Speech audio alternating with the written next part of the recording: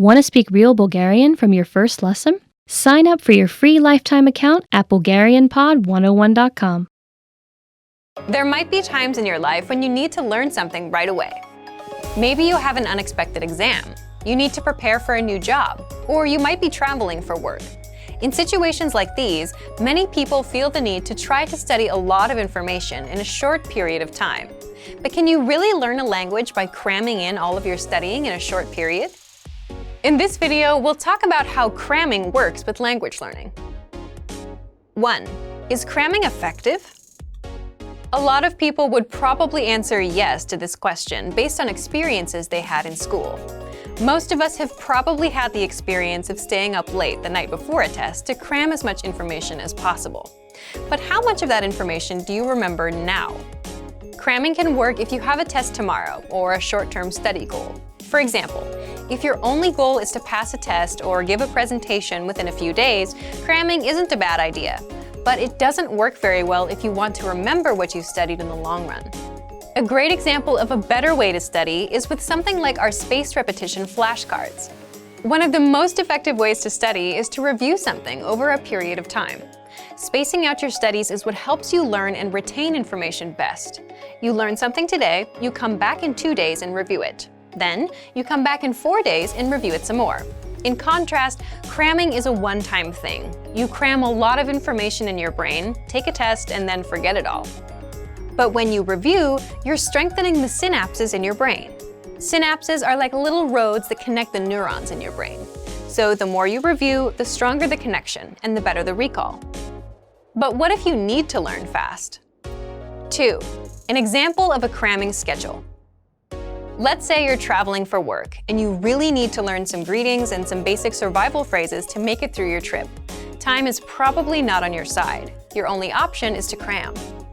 Here's what a cram plan might look like in a case like this.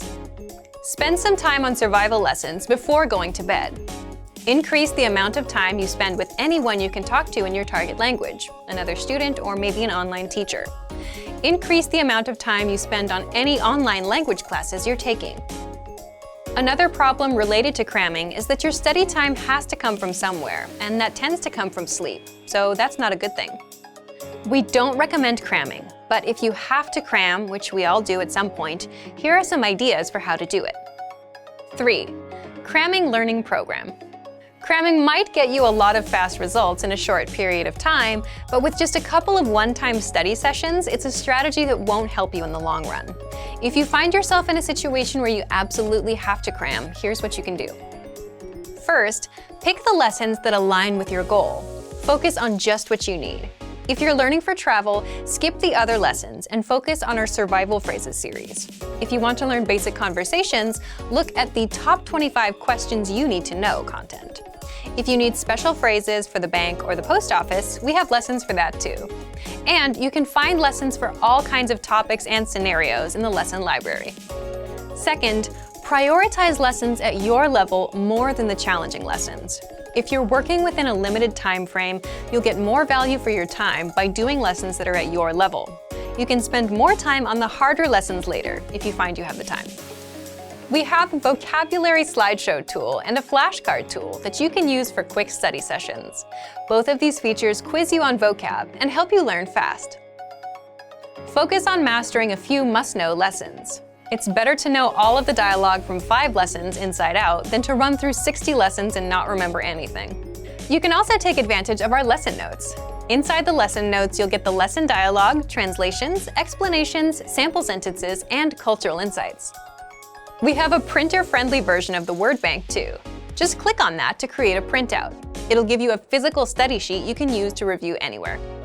You can also print out PDF conversation cheat sheets and infographics. These teach you the must-know words and phrases for all kinds of topics: travel, basic conversations, talking about hobbies, airport vocab, and much more.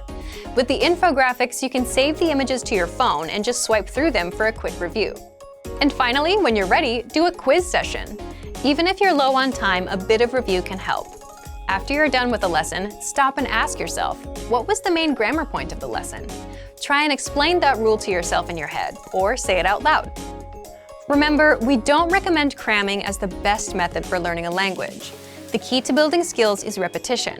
But if you need a quick study session to learn a few key points in your target language, we have the tools to help you. When you're ready to come back and review what you've crammed, we can help you with that too. Get some support for your quick language study sessions and check out our complete language learning program. Sign up for your free lifetime account by clicking on the link in the description.